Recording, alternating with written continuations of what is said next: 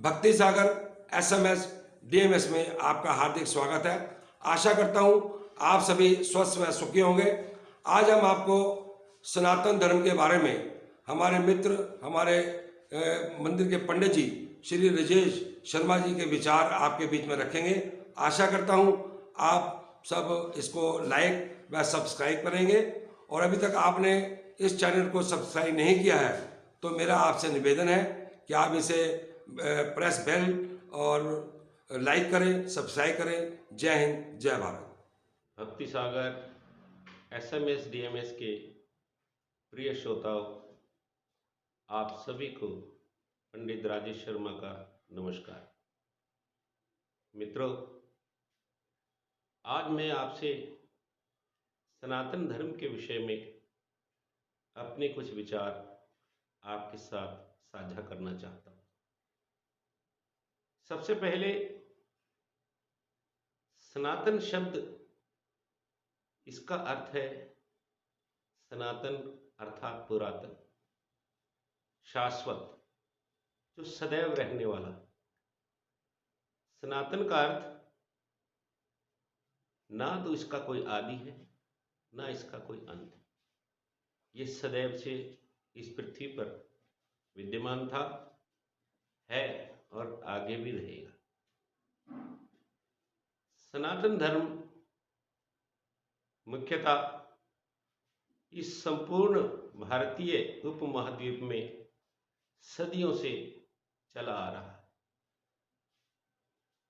सनातनी पद्धति, वास्तव में ये धर्म हमें अपने जीवन को जीने की पद्धति से अवगत कराता है। हमारा जीवन कैसा हो, हमारा आचरण कैसा हो, हम एक दूसरे से कैसे संबंध रखें, किस प्रकार जीवन को जिएं, ताकि हम कभी किसी का निरादर न करें, किसी का अपमान न करें। यही सदैव सनातन धर्म ने हम सबको शिक्षा दी। हम बड़े सौभाग्यशाली हैं कि बहुत महान गुरुओं ने हमें अपना मार्गदर्शन प्रदान किया। आज सनातन पूजा पद्धति के विषय में मैं कुछ अपने विचार रखना चाहता हूं। हमारी सनातन पूजा पद्धति में पंच देवताओं को प्रमुखता, प्रधानता दी गई है। ये पांच देव कौन है? इन पांच देवों का हमसे संबंध कैसा है? पहले आपको बता दूं, ये पंचदेव हैं भगवान विष्णु, भगवान शिव, भगवान सूर्य नारायण, आदिदेव श्री गणेश और आदिशक्ति दुर्गा। ये पंच देवताओं की पूजा हम क्यों करते हैं? वास्तव में सनातन पूजा पद्धति पूर्ण रूप से वैज्ञानिक तथ्यों पर आधारित है। ये पंच देवता उन पांच तत्वों के अधिष्ठाता हैं, जिन पांच तत्वों से हमारा ये शरीर बना। वो पांच तत्व क्या है? अग्नि, जल, वायु, आकाश और गंध। अग्नि, जल, वायु, आकाश और पृथ्वी, ये पांच देवता इन पांचों तत्वों का अधिष्ठाता। भगवान शिव पृथ्वी तत्व के अधिष्ठाता, भगवान विष्णु आकाश तत्व के अधिष्ठाता, आदिशक्ति दुर्गा अग्नि तत्व के अधिष्ठाता, श्री गणेश जल तत्व के अधिष्ठाता है, और भगवान सूर्य नारायण वायु तत्व के अधिष्ठाता। इन्हीं पंच तत्वों से हमारे शरीर का निर्माण हुआ। अब इस पूजा पद्धति का वैज्ञानिक आधार कैसे हुआ? इन पांच तत्वों से हमारा जो शरीर बना, इन पांच तत्वों ने हमें पांच विशेषताएं प्रदान की। अग्नि से इस शरीर को रूप मिला, जल से रस, पृथ्वी से गंध, वायु से स्पर्श और आकाश से शब्द। अब इनका अर्थ क्या है? अग्नि ने इस शरीर को आकार प्रदान किया। प्रत्येक प्राणी कोई ना कोई आकार लेकर ही उत्पन्न होता है। जल ने हमें वो शक्ति प्रदान करी जिससे हम रस यानी स्वाद का अनुभव करते हैं। पृथ्वी हमें सूंघने अर्थात गंध पहचानने की शक्ति प्रदान करती है। वायु ने स्पर्श रूपी शक्ति प्रदान की और आकाश ने शब्द अर्थात सुनने की शक्ति प्रदान की। यही पांचों तत्वों से हमारा शरीर बना और हमारा जीवन भी इसी प्रकृति में ही चलता है। ये प्रकृति से लिए हुए पंच तत्व, अर्थात सनातन धर्म ने सदैव प्रकृति का सम्मान करने की बात कही। क्योंकि अगर हम प्रकृति का सम्मान नहीं करेंगे, प्रकृति का संरक्षण नहीं करेंगे, तो वास्तव में इस पृथ्वी पर जीवन अत्यंत कठिन, और अगर हमने इसका सम्मान नहीं किया तो कुछ ही वर्षों बाद इस पृथ्वी पर जीवन संकट में पड़ जाएगा। पिछले कुछ दिनों में जो प्राकृतिक आपदाएं इस समस्त संसार में आई, वह इसी बात का संकेत करती हैं कि हमने कभी भी अपने कर्मों के द्वारा अपनी स्वार्थों के लिए इस प्रकृति का दोहन किया, किंतु प्रकृति के संरक्षण से हम दूर चलते चले गए। हम पूजा में भी इन्हीं पंच देवताओं की पूजा करते हैं। हम सनातन धर्म में अपना सम्मान इन देवताओं को अगर दे रहे हैं तो इसका सीधा अर्थ है कि हम प्रकृति का सम्मान करते हैं।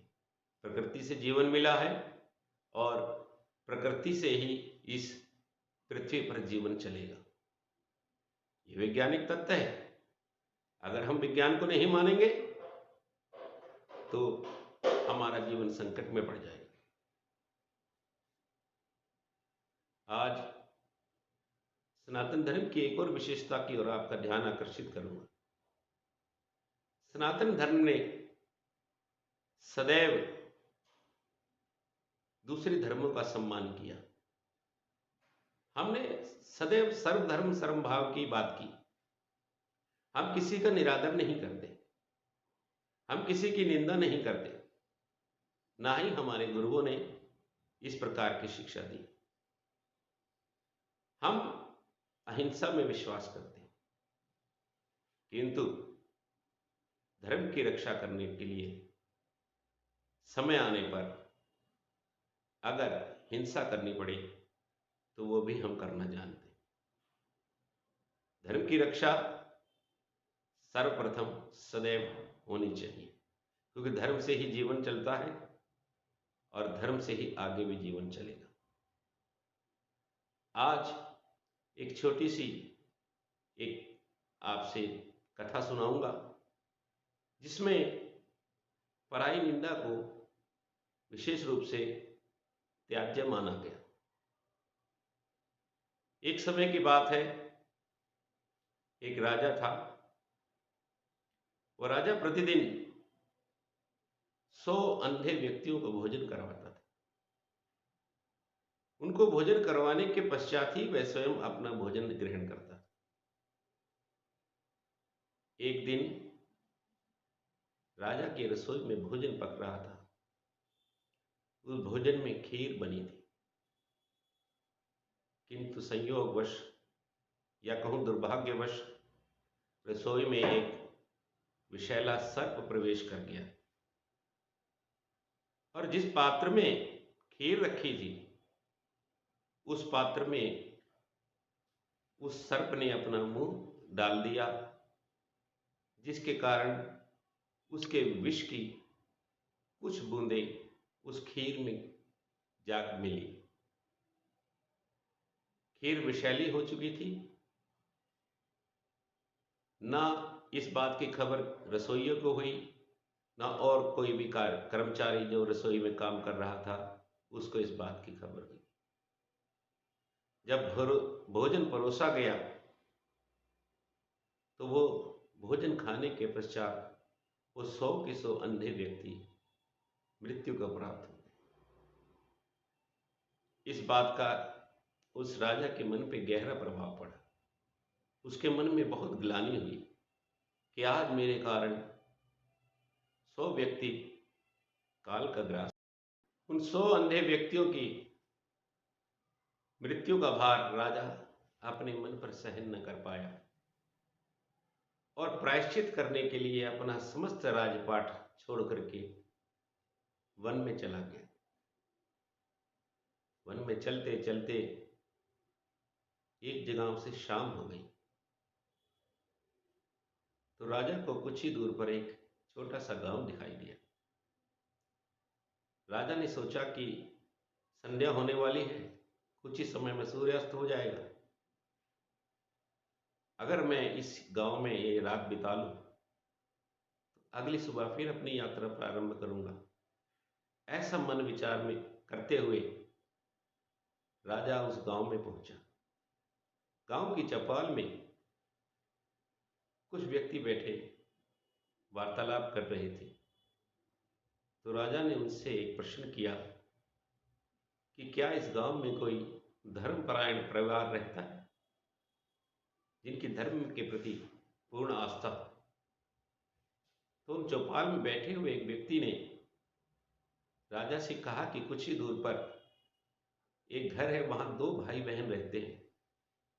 वे सदैव धर्म के कार्यों में लिप्त रहते हैं। आप उनसे अनुरोध करके देख लीजिए। राजा उस घर में पहुंचा। वहां जाकर के उसने विनती की कि मैं एक रात यहाँ रुकना चाहता हूँ, अगर आपकी अनुमति हो अगली सुबह मैं पुनः अपनी यात्रा पर निकल जाऊंगा। दोनों भाई बहन बड़े प्रसन्न हुए कि उन्हें किसी अतिथि का सत्कार करने का अवसर मिला। उन्होंने बड़ी खुशी खुशी राजा को अपने घर में रहने की जगह दे दी। राजा को भोजन कराया और एक सुंदर बिस्तर उनको प्रदान किया। राजा रात्रि में बड़ी चैन की नींद उस घर में सोया। प्रातःकाल जब उठता है तो देखता है कि वो जो लड़की, जो बहन थी, वो संध्या वंदन में अभी भी व्यस्त थी। उसका भाई बार बार देखता था, किंतु वो संध्या वंदन लंबा ही होता जा रहा था। बहुत समय पश्चात जब वो लड़की संध्या वंदन से उठी तो भाई ने उससे प्रश्न किया